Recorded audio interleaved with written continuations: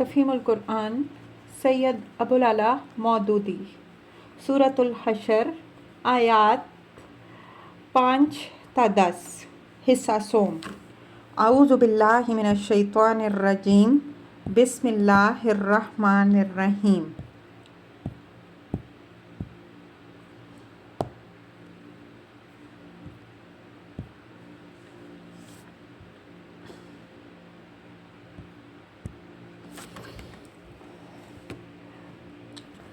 لیکن ان جوابات سے لوگ مطمئن نہ ہوئے اور انہوں نے یہ کہنا شروع کر دیا کہ آپ ظلم کر رہے ہیں۔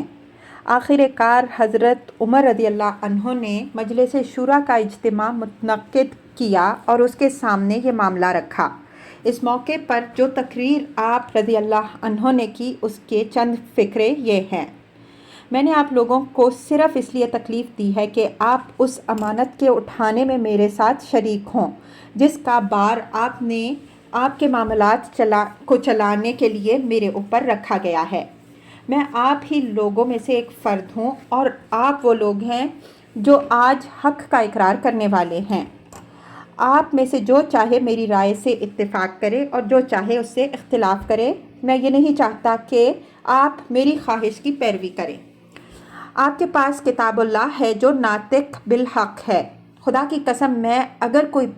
نے اگر کوئی بات کہی ہے جسے میں کرنا چاہتا ہوں تو اس سے میرا مقصد حق کے سوا کچھ نہیں ہے۔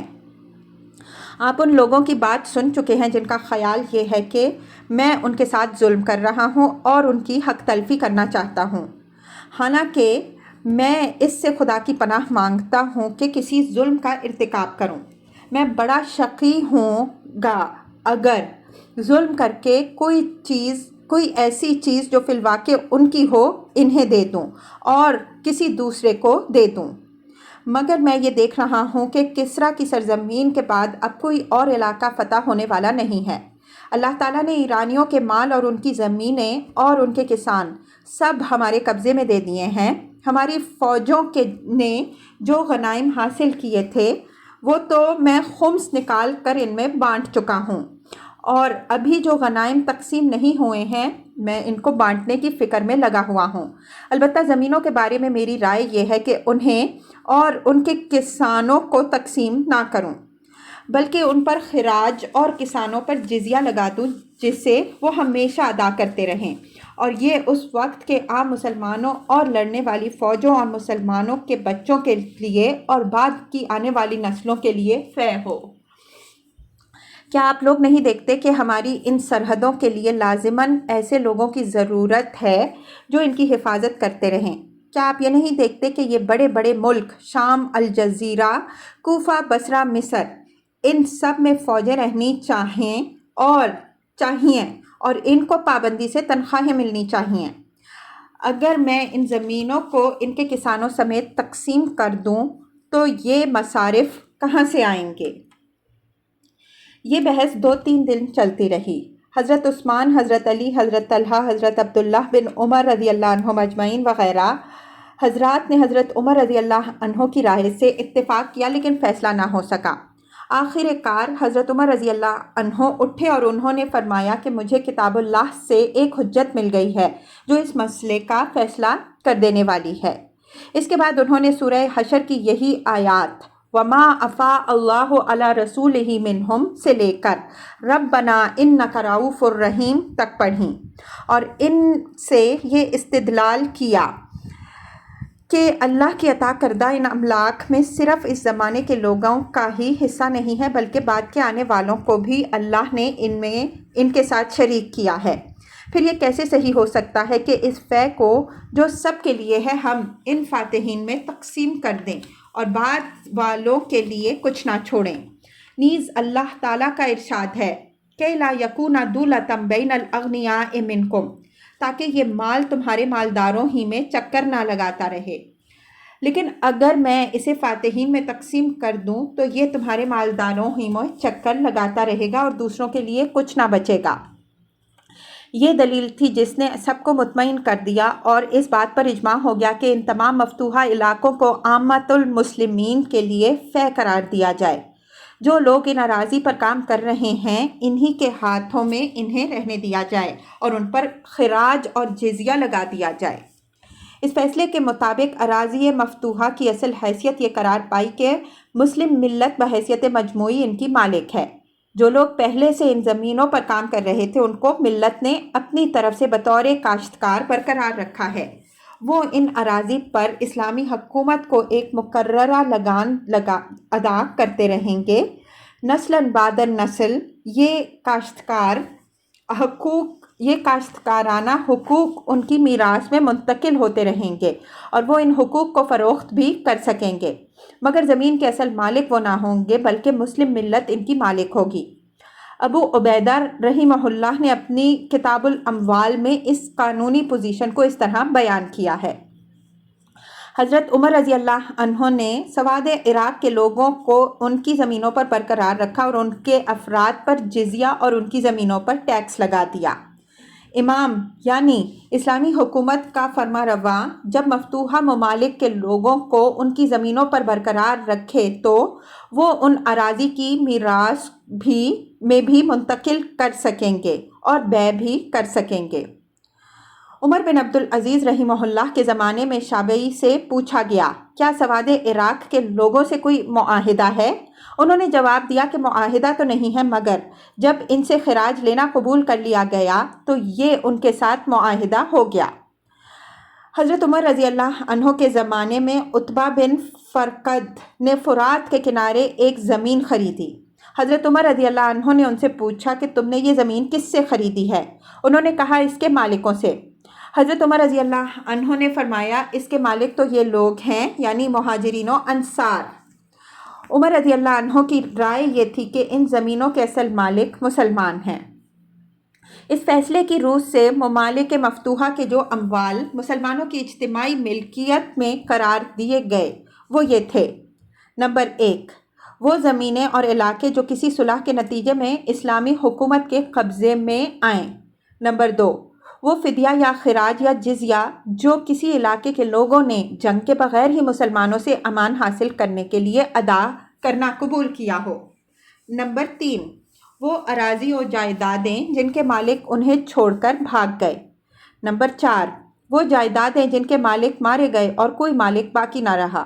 نمبر 5، وہ اراضی جو پہلے سے کسی کے قبضے میں نہ تھیں۔ نمبر 6، وہ اراضی جو پہلے سے لوگوں کے قبضے میں تھیں مگر ان کے سابق مالکوں کو برقرار رکھ کر ان پر جزیہ و خراج عائد کر دیا گیا۔ نمبر 7، سابق حکمراں خاندانوں کی جاگیریں۔ نمبر 8، سابق حکومتوں کی املاک۔ یہ چیزیں چونکہ صحابہ کرام رضی اللہ عنہم اجمعین کے اتفاق سے فیع قرار دی گئی تھیں، اس لیے فقہائے اسلام کے درمیان بھی ان کے فیع قرار دیے جانے پر اصولاً اتفاق ہے۔ البتہ اختلاف چند امور پر ہے جنہیں ہم مختصراً ذیل میں بیان کرتے ہیں۔ حنفیہ کہتے ہیں کہ مفتوحہ ممالک کی اراضی کے معاملے میں اسلامی حکومت کو اختیار ہے، چاہے تو ان میں سے خمس لے کر باقی فاتح فوج میں تقسیم کر دے اور چاہے تو ان کو سابق مالکوں کے قبضے میں رہنے دے اور ان کے مالکوں پر جزیہ اور زمینوں پر خراج عائد کر دے۔ اس صورت میں یہ ہمیشہ ہمیشہ کے لیے وقف للمسلمین قرار پائیں گی۔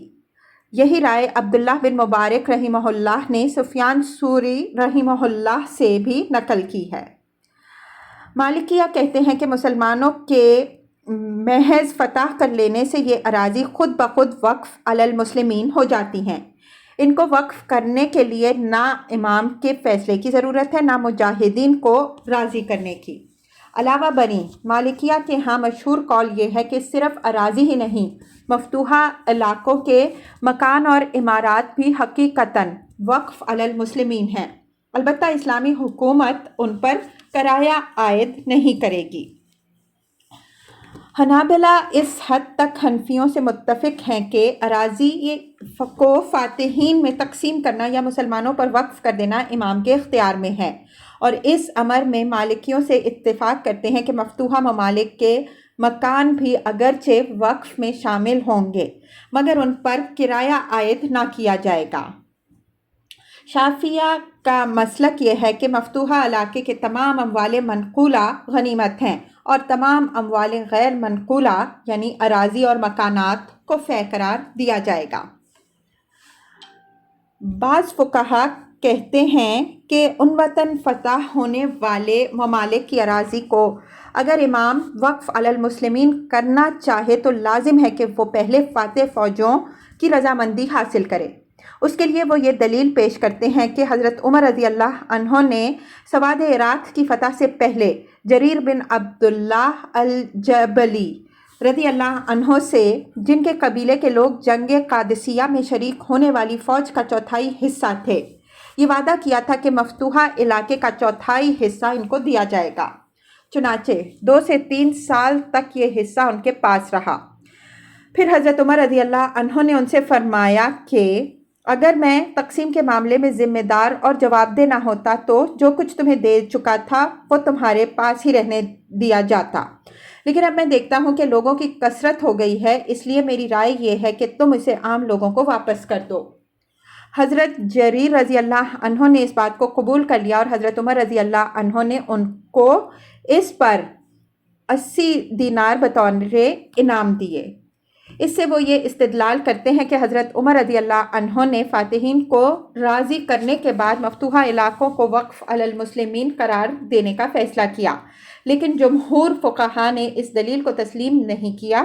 کیونکہ تمام ممالک مفتوحہ کے معاملے میں تمام فاتحین سے اس طرح کی کوئی رضامندی نہیں لی گئی تھی، اور صرف حضرت جریر بن عبداللہ رضی اللہ عنہ کے ساتھ یہ معاملہ صرف اس لیے کیا گیا تھا کہ فتح سے پہلے قبل اس کے کہ اراضی مفتوحہ کے متعلق کوئی اجتماعی فیصلہ ہوتا، حضرت عمر رضی اللہ عنہ ان سے یہ وعدہ کر چکے تھے۔ اس لیے وعدے کی پابندی سے برات حاصل کرنے کے لیے آپ کو انہیں راضی کرنا پڑا، اسے کوئی عام قانون قرار نہیں دیا جا سکتا۔ فقہا کا ایک اور گروہ کہتا ہے کہ وقف قرار دے دینے کے بعد بھی حکومت کو یہ اختیار باقی رہتا ہے کہ کسی وقت ان اراضی کو پھر سے فاتحین میں تقسیم کر دے۔ اس کے لیے وہ اس روایت سے استدلال کرتے ہیں کہ ایک مرتبہ حضرت علی رضی اللہ عنہ نے لوگوں کو خطاب کر کے فرمایا، اگر یہ اندیشہ نہ ہوتا کہ تم ایک دوسرے سے لڑو گے تو میں سواد کا علاقہ تمہارے درمیان تقسیم کر دیتا، لیکن جمہور فقہا نے اس رائے کو بھی قبول نہیں کیا اور وہ اس پر متفق ہیں کہ جب ایک مرتبہ مفتوحہ علاقے کے لوگوں پر جزیہ و خراج عائد کر کے انہیں ان کی زمینوں پر برقرار رکھنے کا فیصلہ کر دیا گیا ہو تو اس کے بعد کبھی یہ فیصلہ بدلا نہیں جا سکتا۔ رہی وہ بات جو حضرت علی رضی اللہ عنہ کی طرف منسوب کی جاتی ہے تو اس پر ابو بکر جساس رحمہ اللہ نے احکام القرآن میں تفصیلی بحث کر کے یہ ثابت کیا ہے کہ یہ روایت صحیح نہیں ہے۔ یقولون ربنا اغفر لنا ولإخواننا الذین سبقونا بالایمان، جو کہتے ہیں کہ اے ہمارے رب ہمیں اور ہمارے ان سب بھائیوں کو بخش دے جو ہم سے پہلے ایمان لائے ہیں۔ ولا تجعل فی قلوبنا غلا للذین آمنوا، اور ہمارے دلوں میں اہل ایمان کے لیے کوئی بغض نہ رکھ۔ ربنا انک رؤوف الرحیم، اے ہمارے رب تو بڑا مہربان اور رحیم ہے۔ تفسیر: اس آیت میں اگرچہ اصل مقصود صرف یہ بتانا ہے کہ فے کی تقسیم میں حاضر و موجود لوگوں کا ہی نہیں، بعد میں آنے والے مسلمانوں اور ان کی آئندہ نسلوں کا بھی حصہ ہے، لیکن ساتھ ساتھ اس میں ایک اہم اخلاقی درس بھی مسلمانوں کو دیا گیا ہے، اور وہ یہ ہے کہ کسی مسلمان کے دل میں کسی دوسرے مسلمان کے لیے بغض نہ ہونا چاہیے، اور مسلمانوں کے لیے صحیح روش یہ ہے کہ وہ اپنے اسلاف کے حق میں دعائے خیر، دعائے مغفرت کرتے رہیں، نہ یہ کہ وہ ان پر لعنت بھیجیں اور تبرہ کریں۔ مسلمانوں کو جس رشتے نے ایک دوسرے کے ساتھ جوڑا ہے وہ دراصل ایمان کا رشتہ ہے۔ اگر کسی شخص کے دل میں ایمان کی اہمیت دوسری تمام چیزوں سے بڑھ کر ہو تو لا محالہ وہ ان سب لوگوں کا خیر خواہ ہوگا جو ایمان کے رشتے سے اس کے بھائی ہیں۔ ان کے لیے بدخواہی اور بغض اور نفرت اس کے دل میں اسی وقت جگہ پا سکتی ہے جبکہ ایمان کی قدر اس کی نگاہ میں گھٹ جائے اور کسی دوسری چیز کو وہ اس سے زیادہ اہمیت دینے لگے۔ لہٰذا یہ ایمان کا عین تقاضا ہے کہ ایک مومن کا دل کسی دوسرے مومن کے خلاف نفرت و بغض سے خالی ہو۔ اس معاملے میں بہترین سبق ایک حدیث سے ملتا ہے جو نسائی نے حضرت انس رضی اللہ عنہ سے روایت کی ہے۔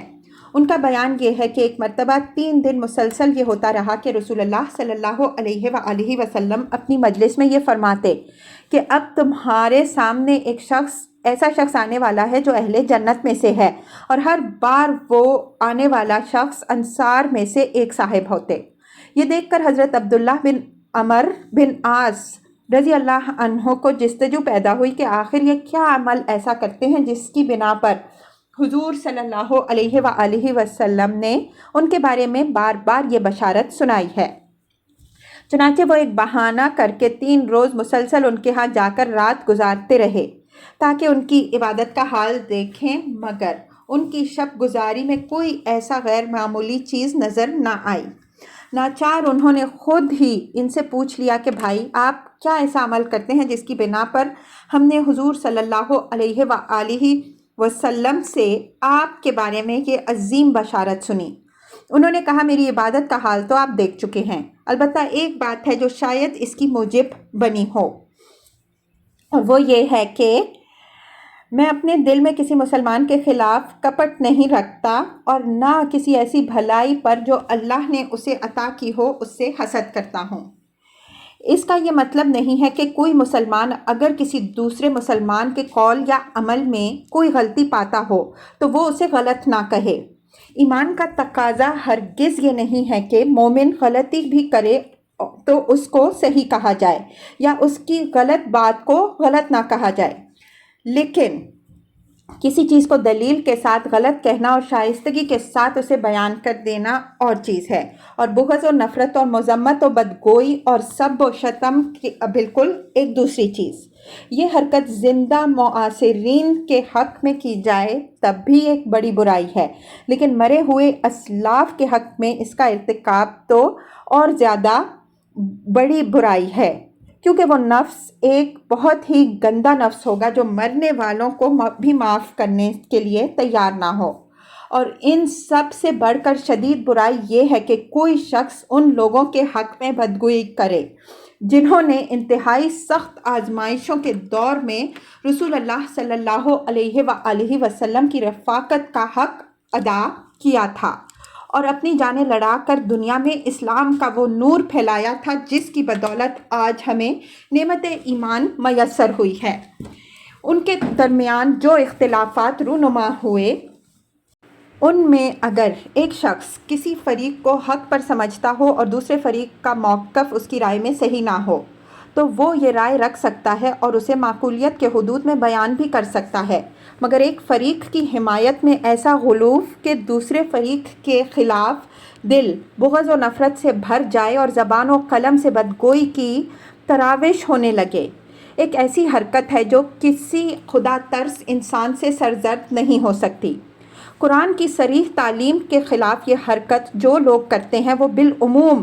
اپنے اس فعل کے لیے یہ عذر بیان کرتے ہیں کہ قرآن مومنین کے خلاف بغض رکھنے سے منع کرتا ہے، اور ہم جن کے خلاف بغض رکھتے ہیں وہ مومن نہیں بلکہ منافق تھے۔ لیکن یہ الزام اس گناہ سے بھی بدتر ہے جس کی صفائی میں یہ بطور عذر پیش کیا جاتا ہے۔ قرآن مجید کی یہی آیات جن کے سلسلہ بیان میں اللہ تعالیٰ نے بعد کے آنے والے مسلمانوں کو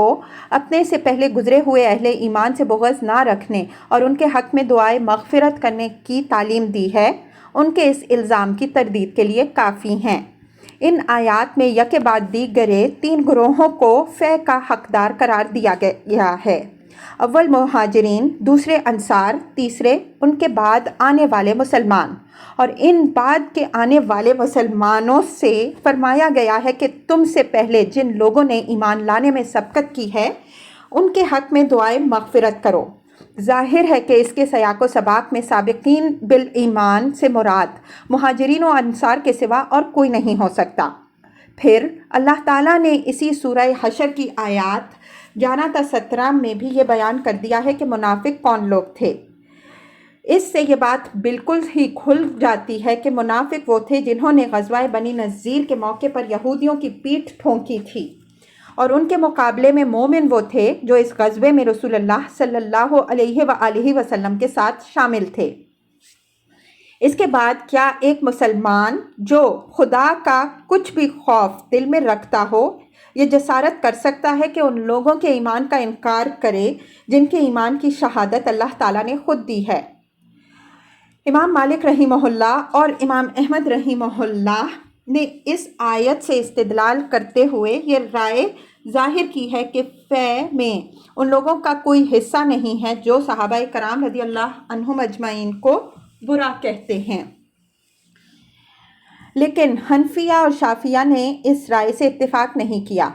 اس کی وجہ یہ ہے کہ اللہ تعالیٰ نے 3 گروہوں کو فے میں حصے دار قرار دیتے ہوئے ہر ایک کے ایک نمایاں وصف کی تعریف فرمائی ہے، مگر ان میں سے کوئی تعریف بھی بطور شرط نہیں ہے کہ وہ شرط اس گروہ میں پائی جاتی ہو تو اسے حصہ دیا جائے، ورنہ نہیں۔ مہاجرین کے متعلق فرمایا گیا کہ وہ اللہ کا فضل اور اس کی خوشنودی چاہتے ہیں اور اللہ اور اس کے رسول صلی اللہ علیہ وآلہ وسلم کی حمایت کے لیے کمر بستہ رہتے ہیں۔ اس کا یہ مطلب نہیں ہے کہ جس مہاجر میں یہ صفت نہ پائی جائے وہ فے میں سے حصہ پانے کا حقدار نہیں ہے۔ انصار کے متعلق فرمایا کہ وہ مہاجرین سے محبت کرتے ہیں اور جو کچھ بھی ان کو دے دیا جائے اس کے لیے اپنے دلوں میں کوئی طلب نہیں پاتے، خواہ وہ خود تنگ دست ہوں۔ اس کا بھی یہ مطلب نہیں کہ فے میں کسی ایسے انصاری کا کوئی حق نہیں جو مہاجرین سے محبت نہ رکھتا ہو اور جو کچھ ان کو دیا جا رہا ہو اسے خود حاصل کرنے کا خواہش مند ہو۔ لہٰذا تیسرے گروہ کا یہ وصف کہ اپنے سے پہلے ایمان لانے والوں کے حق میں وہ دعائے مغفرت کرتا ہے اور اللہ سے دعا مانگتا ہے کہ کسی مومن کے لیے اس کے دل میں بغض نہ ہو، یہ بھی فے میں حقدار ہونے کی شرط نہیں ہے بلکہ ایک اچھے وصف کی تعریف اور اس امر کی تلقین ہے کہ اہل ایمان کا رویہ دوسرے اہل ایمان کے ساتھ اور اپنے سے پہلے گزرے ہوئے مومنین کے معاملے میں کیا ہونا چاہیے۔